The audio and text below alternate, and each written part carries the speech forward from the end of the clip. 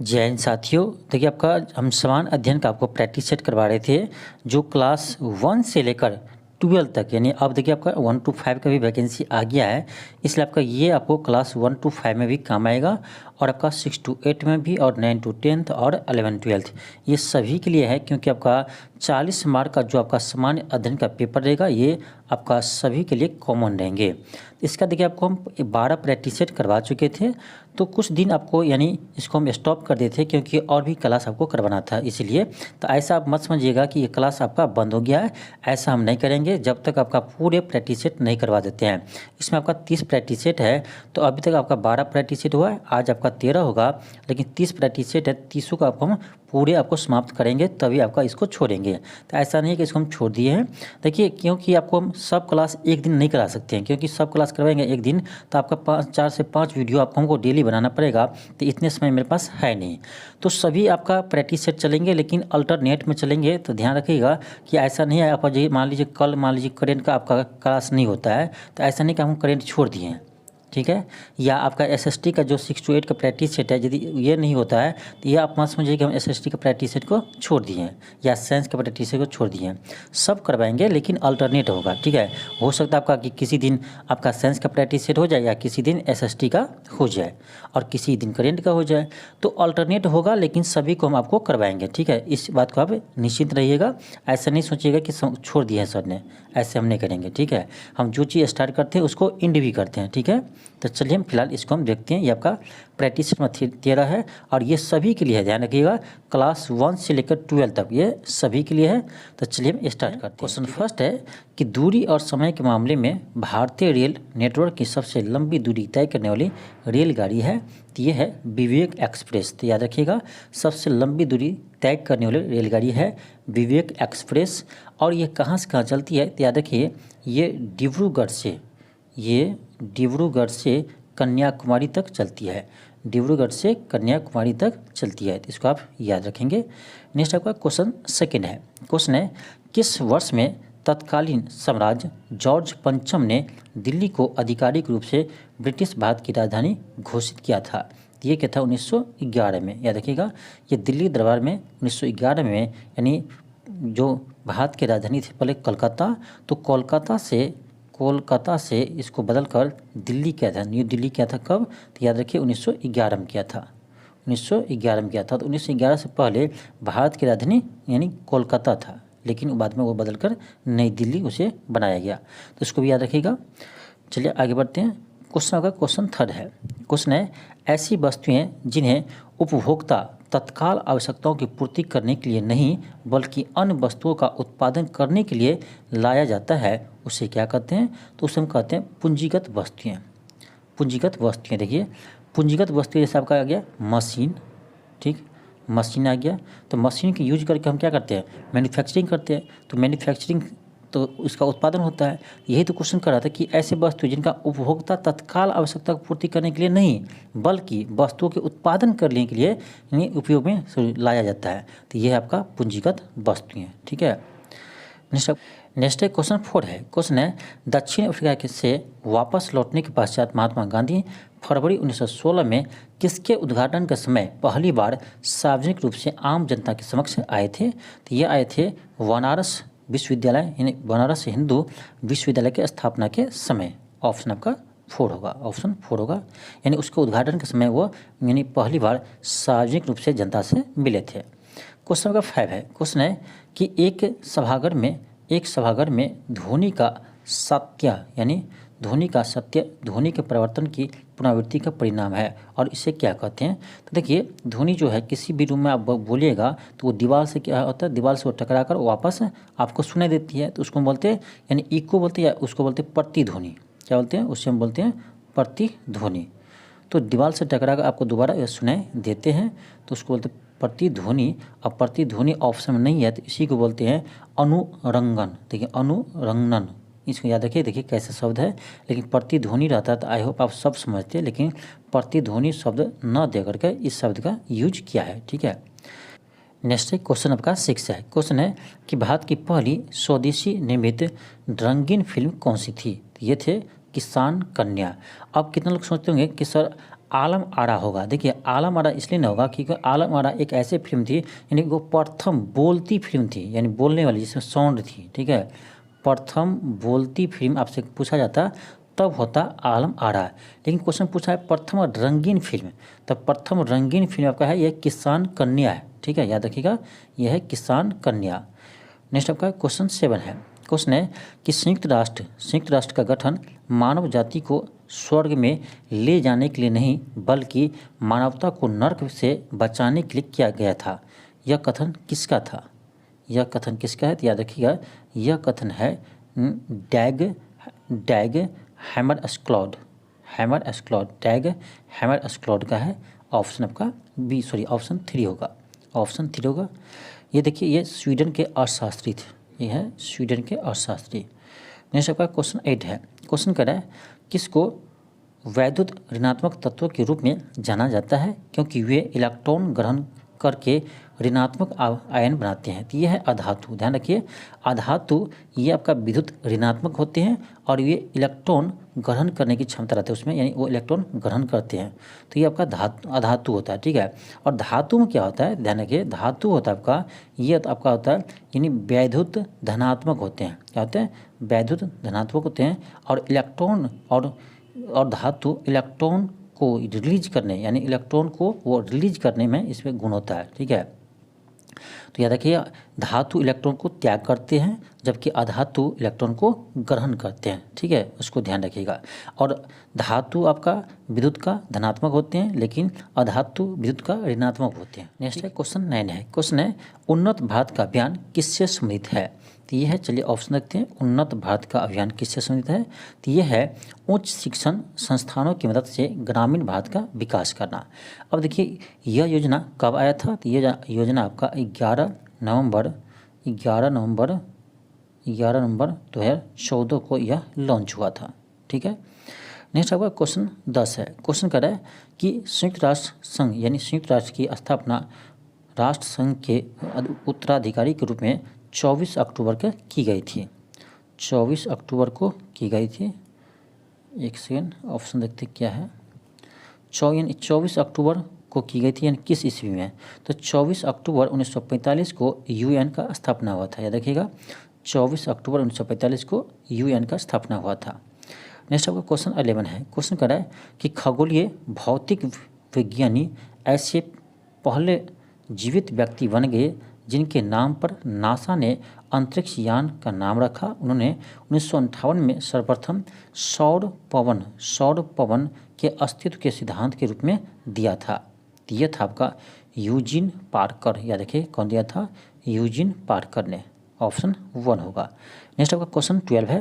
Question कर रहा है कि किस कोशिका की एक प्रकार की अवशिष्ट निस्तारण प्रणाली है। वे किसी भी बाह्य सामग्री के साथ खराब हो चुके कोशिकाओं को पचाकर कोशिका को साफ रखने में मदद करते हैं। तो यह है लैसोसोम, ठीक है। कौन है? यह है लैसोसोम, ठीक। ऑप्शन 1 होगा। और लैसोसोम को आत्महत्या की थैली भी कहते हैं, उसको भी ध्यान रखेंगे, ठीक। क्वेश्चन 13 है। क्वेश्चन कर रहा है भारत में हरित क्रांति को सफलतापूर्वक निष्पादन करने का श्रेय किसको जाता है? तो भारत में हरित क्रांति का जनक कहा जाता है MS स्वामीनाथन को। ऑप्शन 1 होगा। नेक्स्ट आपका क्वेश्चन 14 है। क्वेश्चन कर रहा है कि भारत का सबसे बड़ा और एशिया का दूसरा सबसे बड़ा मिट्टी का बांध है और इस बांध का नाम केरल के राजा महाबली के पुत्र पर रखा गया था। तो ये है यानी वानासुर सागर बांध। कौन है? यह है वानासुर सागर बांध, उसको आप याद रखेंगे। नेक्स्ट आपका क्वेश्चन 15 है। क्वेश्चन 15 है। क्वेश्चन कर रहा है कि एक प्रसिद्ध तारामंडल है जिसे शाम में देखा जा सकता है और इस तारामंडल को शिकारी के नाम से भी जाना जाता है। तो यह है ओरियन। क्या है? यह है ओरियन तारामंडल, इसको ध्यान रखिएगा। नेक्स्ट आपका क्वेश्चन 16 है। क्वेश्चन 16 है कर यदि कोई आदमी 20 पुस्तकें 1800 रुपये में बेचते हैं तो उससे 5 पुस्तकों के क्रय मूल्य के बराबर लाभ होता है। तो एक पुस्तक का क्रय मूल्य ज्ञात कीजिए। अच्छा क्वेश्चन है, देखिए बहुत सिंपल क्वेश्चन है। आप यदि एक बार समझ लेते हैं तो इस तरह कितना भी क्वेश्चन आएगा आप चुटकी बना सकते हैं। ऐसा क्वेश्चन आपका इस बार पूछा गया था, ठीक है। आपका BPSC एग्जाम में इस बार शिक्षक वाले में पूछा गया था क्वेश्चन ऐसे ही। अब क्वेश्चन है करा यदि कोई आदमी 20 पुस्तक को बेचते हैं, ध्यान से सुनिए, 20 पुस्तक को क्या करते हैं बेचते हैं, ठीक है, तो उसे 5 वस्तु के 5 पुस्तक के क्रय मूल्य के बराबर यानी क्रय मूल्य यानी कंज्यूमर प्राइस, ठीक है, क्रय मूल्य के बराबर क्या होता है उसे लाभ होता है।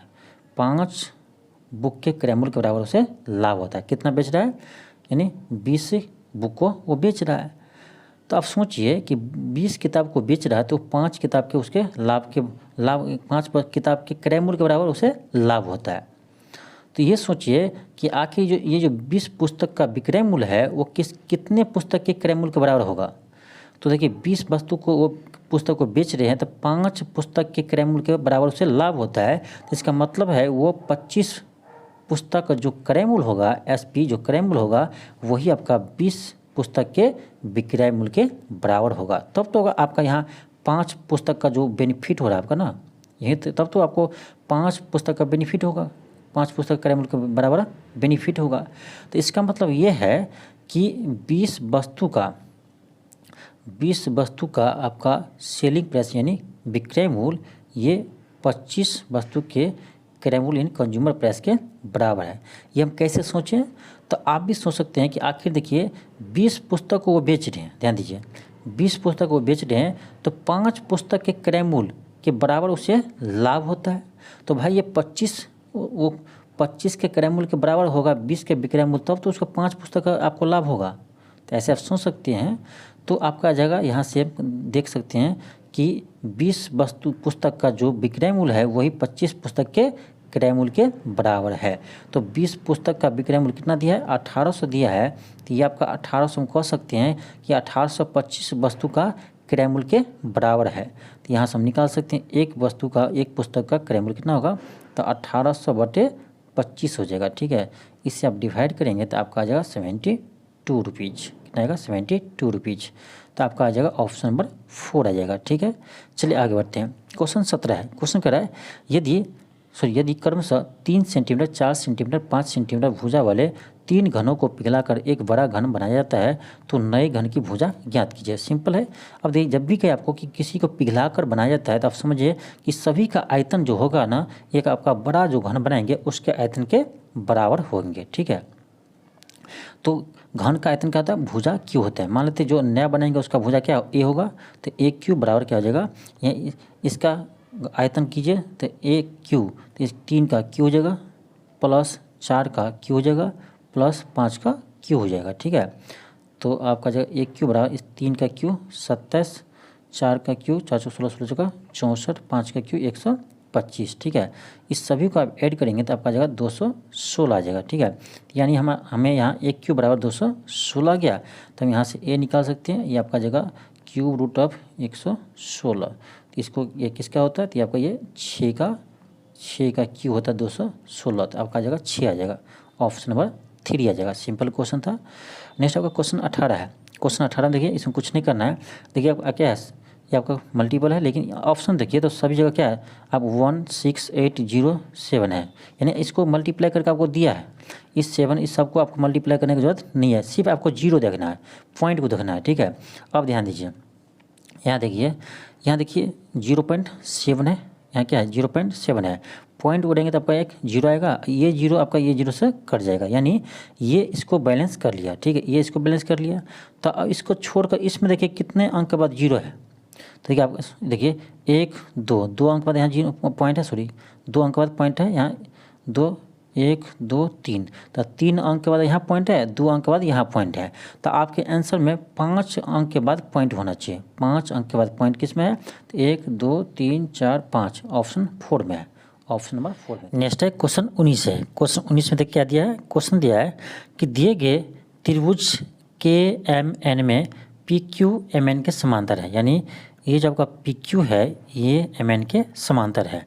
अब देखिए जब भी आपका ये दोनों समांतर होता है तो एक चीज़ आप ध्यान रखिएगा, ये जो आपका है के पी, तो आपका इसका रेशियो नहीं के पी, ये जो आपका है छोटा वाला त्रिभुज में, तो के पी बट्टे, ध्यान दीजिए के पी बट्टे ये आपका पूरा हो जाएगा, यानी के एम बराबर होता है के क्यू बट्टे ये पूरा उसको ले लीजिए के एन, ये आपका होगा यदि ये दोनों समांतर है तो।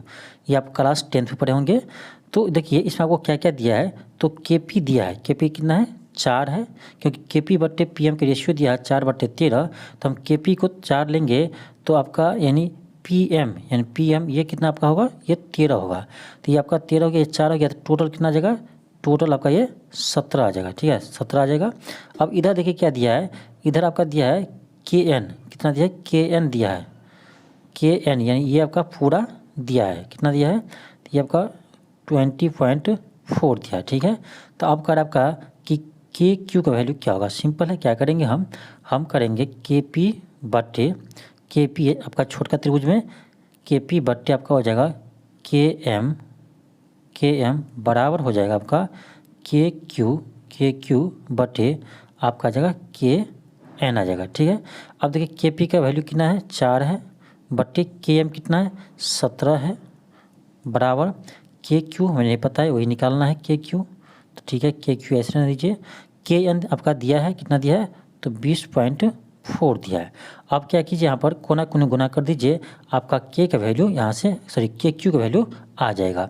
क्या करेंगे, आपका जगह 17 KQ बराबर 20.4 गुने 4, 17 KQ बराबर 20.4 गुने 4 आपका आ जाएगा। यहाँ से क्या कीजिए, आप KQ निकालेंगे तो आपका जगह 20.4 गुने 4 बटे 17 आ जाएगा। 17 से काटिए तो उसको, 17 का 17 3 17 दूनी 34, 1.2 आएगा। 1.2 को हम 4 से गुना करेंगे तो आपका आएगा कितना, आपका जगह यानी 12 चौक 48, 4.8 आ जाएगा। ठीक है, 4.8 आ जाएगा, यानी आपका यहाँ से KQ का वैल्यू कितना आ गया, KQ का वैल्यू आपका आ गया 4.8, कितना आ गया 4.8 सेंटीमीटर। आपका कौन सा ऑप्शन होगा, ऑप्शन नंबर 2 आ जाएगा, 4.8 सेंटीमीटर। ठीक है, चलिए आगे बढ़ते हैं। क्वेश्चन 20 है, क्वेश्चन कह रहा है कि वह 3 संख्याओं ज्ञात कीजिए जिसका अनुपात इतना है और उसका महत्तम समर्थक 7 है। अब देखिए SCF क्या होता है, तो SCF आपका होता है, देखिए 3 संख्या आपका अनुपात दिया है, ठीक है, दिया है ना। अब देखिए SCF क्या होता है, इसका आपका SCF यदि दिया है, कितना दिया है 7 दिया, तो SCF होता है आपका यानी कॉमन, हाईएस्ट कॉमन फैक्टर।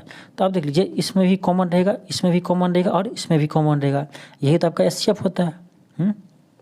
तो सभी में कॉमन है, तो आप क्या कीजिए, इस SCF को इसमें गुना करेंगे तो 7 3 21 आ जाएगा, ये संख्या आ जाएगा। इसमें गुना करेंगे तो 7 चौक 28 आ जाएगा, और इसमें गुना करेंगे तो 7 पंचे 35 आ जाएगा। तो ये तीनों संख्या आ गया, 21 28 35। क्या करना है, जब भी आपका कोई संख्या का रेशियो दिया हो और उसका SCF दिया हो, तो क्या करना है, इसी संख्या से SCF को इस संख्या में गुना कर देना है। आपका आंसर आ जाएगा 7 3 21, 7 चौक 28 और 7 पंचे 35। तो बहुत सिंपल क्वेश्चन था। क्वेश्चन 20 का आंसर आपका हो जाएगा ऑप्शन नंबर 3 हो जाएगा, ऑप्शन नंबर 3 होगा। क्वेश्चन 21 है, क्वेश्चन है कि किस वर्ष में सुएज नहर को खोल दिया गया और इसे विश्व अर्थव्यवस्था के साथ बॉम्बे के संबंधों को और अधिक मजबूती मिली। तो ये याद रखिएगा, सुएज नहर को खोला गया है 1869 ईस्वी को। ठीक है, और ये सुएज नहर मिस्र में है। ठीक, क्वेश्चन 22 है, क्वेश्चन है कि 1916 के लखनऊ समझौता ने नरमपंथियों, भारतीय राष्ट्रीय कांग्रेस के उग्र सुधारवादियों और किसके लिए एक संयुक्त राजनीतिक मंच प्रदान किया था। तो लखनऊ पैक्ट हुआ था 1916 में, ये कांग्रेस और मुस्लिम लीग के बीच हुआ था। तो ऑप्शन क्या होगा, 3 होगा। कांग्रेस और मुस्लिम लीग के बीच में 1916 में लखनऊ समझौता में आपका लखनऊ समझौता हुआ था। ये भारतीय राष्ट्रीय कांग्रेस और यानी मुस्लिम लीग के बीच हुआ था। क्वेश्चन आपका 23 है, क्वेश्चन कह रहा है कि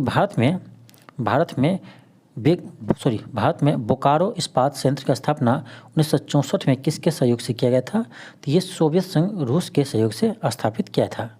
क्वेश्चन आपका 24 है, क्वेश्चन कह रहा है कि गुजरात पर अपनी जीत का जश्न मनाने के लिए अकबर ने फतेहपुर सीकरी में भारत के सबसे ऊंचे प्रवेश द्वार गेट ऑफ मैग्निफिसेंस का निर्माण कराया था। यह गेटवे का दूसरा नाम क्या है, तो इस गेट का दूसरा नाम है बुलंद दरवाज़ा, ऑप्शन 2 होगा। क्वेश्चन का क्वेश्चन 25 है, क्वेश्चन कर रहा है कि 1752 ईस्वी में किस अमेरिकी वैज्ञानिक ने यह बताया कि बिजली कड़कड़ाना और आपके कपड़ों से चिंगारी निकलना वास्तव में एक ही परिघटना है। तो ये बताया आपका बेंजामिन फ्रैंकलिन ने। ऑप्शन 2 होगा। क्वेश्चन का क्वेश्चन 26 है। क्वेश्चन कह रहा है कि निम्नलिखित में से कौन सा आर्थिक भूगोल का उपक्षेत्र नहीं है। ध्यान दीजिए, कह रहा है आर्थिक भूगोल का उपक्षेत्र नहीं है। तो ये राजनीतिक भूगोल ये कोई आर्थिक भूगोल का भाग नहीं है। क्वेश्चन का क्वेश्चन 27 हो जाएगा। क्वेश्चन है कि उस देश का नाम बताइए जिसने अपनी प्रगति की गणना के लिए आधिकारिक मानक के तौर पर सकल राष्ट्रीय खुशहाली की घोषणा की है। देखिए, किसी भी देश का आपका राष्ट्रीय विकास का पता चलता है उसके जीडीपी से, ठीक है, यानी राष्ट्रीय आय से। लेकिन एक ऐसा भूटान ऐसा देश है, वहाँ पर वो यानी अपने विकास का इस अनुमान पर वो मापते हैं कि कितने लोग खुश हैं। बस कार्य से कितने लोग खुश हैं उस पर वो अपने यानी जीडीपी को मापते हैं। जैसे हम लोग बोलते हैं जीडीपी, तो जीडीपी वहाँ नहीं होता है, वहाँ होता है सकल राष्ट्रीय खुशहाली के अनुसार देखा जाता है उसके देश का कितना विकास हुआ है। यदि अधिक लोग खुश है तो देश का विकास हुआ है। अब विकास हो ही गया है, लोग खुश नहीं है, तो वहाँ नहीं मानता है कि विकास हुआ है, ठीक है। तो भूटान बहुत अच्छा एक आपका मापन लिया है कि वो खुशहाली के आधार पर वो अपने जीडीपी को मापते हैं, ठीक है। क्वेश्चन 28 है। क्वेश्चन है कि शीतल पेय में फिज यानी सनसाइड उत्पन्न करने के लिए निम्नलिखित में से क्या मिलाया जाता है। तो कार्बनिक अम्ल मिलाए जाते हैं, यानी CO2 मिलाए जाते हैं। कार्बनिक अम्ल या CO2 मिलाए जाते हैं। क्वेश्चन 29 है। क्वेश्चन कर रहा है कि भारतीय राष्ट्रीय कांग्रेस के प्रथम अध्यक्ष कौन थे। तो ये सबको पता होगा, WC बनर्जी थे, रमेश चंद्र बनर्जी थे।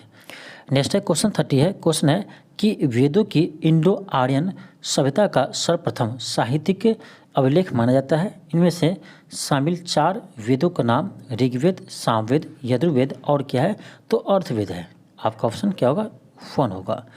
नेक्स्ट है क्वेश्चन 31 है। क्वेश्चन आपका है इस पुस्तक में 250 पृष्ठ है।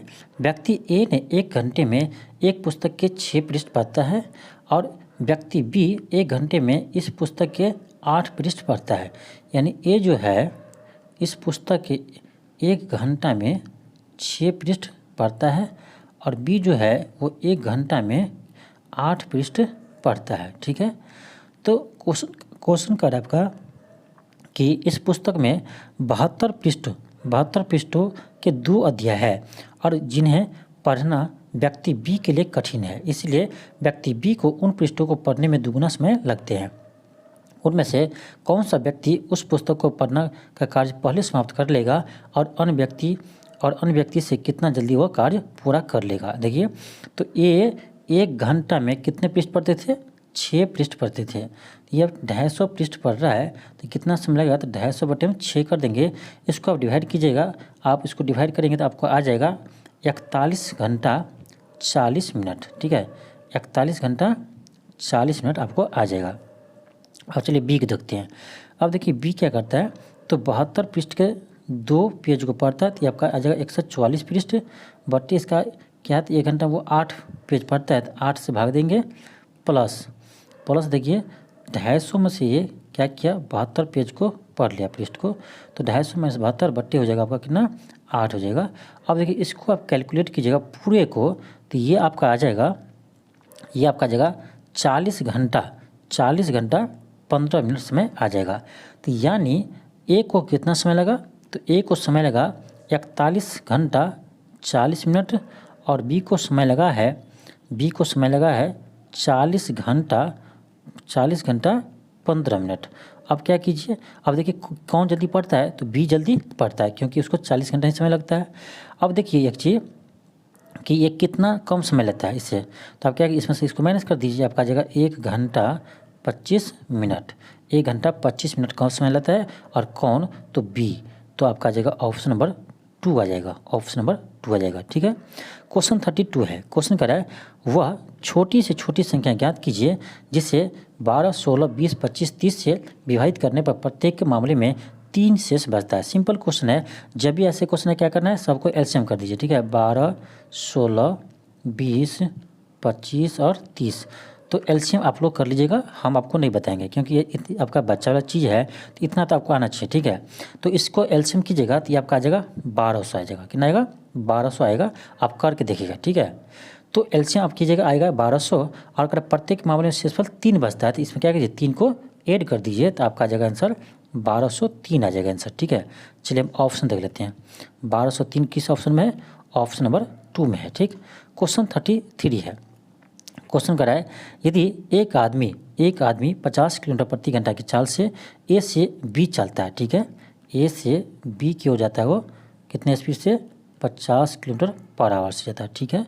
अब कह रहा है और अपनी समान चाल से 40% अधिक चाल से वो वापस आता है। यहाँ से फिर वापस एक की तरफ के कितने से आता है? तो ये एक की तरफ इसके कितने स्पीड होता है? तो 40% अधिक चाल से। तो भाई 50 पहले था, उसका 40% अधिक करेंगे तो आपका जगह 140%। डायरेक्ट निकाल दीजिए, तो इसका जगह 140%, 0 कर जाएगा, 0 कर जाएगा, 14 पंचे 70 आ गया। यानी उसको इधर से वापस आने का स्पीड हमें मालूम हो गया कितना है? 70 किलोमीटर पर आवर है, और जाने कितना है? 50 है, ठीक है। तो यानी जाने का V1 50 है, इधर से आने का V2 70 है। तो हमें चाहिए एवरेज स्पीड। तो एवरेज स्पीड कैसे निकालते हैं? तो ये आपका जगह एवरेज स्पीड 2V1 V2 बटे V1 प्लस V2 आ जाएगा, क्योंकि V1 स्पीड से जाता है और उतना ही यानी V2 स्पीड से इतना ही दूरी वापस आ जाता है। तो ये आपका एवरेज स्पीड ये आपका आ जाएगा। तो यहाँ आप क्या कीजिए, रख दीजिए 2 × V 50 V1 V2 70 और 50 प्लस 70, ये आपका आ जाएगा कितना? ये आपका जगह 50 दूनी 100 तो 7 पर 3 0 बट्टे 120, 7 पर 3 0 बट्टे 7 5 12 120। इसको आप डिवाइड कीजिए, आपका आंसर आ जाएगा, ठीक है। डिवाइड करेंगे आपका आ जाएगा 58.33 किलोमीटर पर आवर, ठीक है। ऑप्शन 2 आ जाएगा। क्वेश्चन आपका क्वेश्चन 34 है। क्वेश्चन 34 का है कि एल और ए सहपाठी होने के साथ साथ अच्छे मित्र भी है, और 30 छात्रों की कक्षा में एल के 10 मित्र ऐसे हैं जो केवल उसी के मित्र हैं। अब देखिए ये आपका वेन डायग्राम का क्वेश्चन है, ठीक है। आपको ऐसे लग नहीं रहा, लेकिन वेन डायग्राम का क्वेश्चन है। ये मान लीजिए एल है, ये है आपका ए, ठीक है।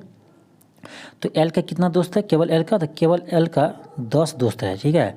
और कह रहा है जो उसी के मित्र है, और 5 ऐसे मित्र है जो ए का भी है, यानी 5 कॉमन होगा, ठीक है। 5 ए का भी मित्र है और 5 एल का भी मित्र है, ठीक है। तो ये आपका कॉमन हो जाएगा, ठीक। और कह रहा है जो ए के सभी मित्र है कक्षा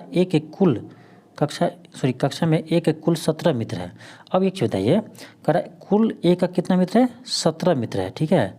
तो 5 तो कॉमन है, इसका मतलब केवल ए का मित्र कितना होगा? 12 होगा।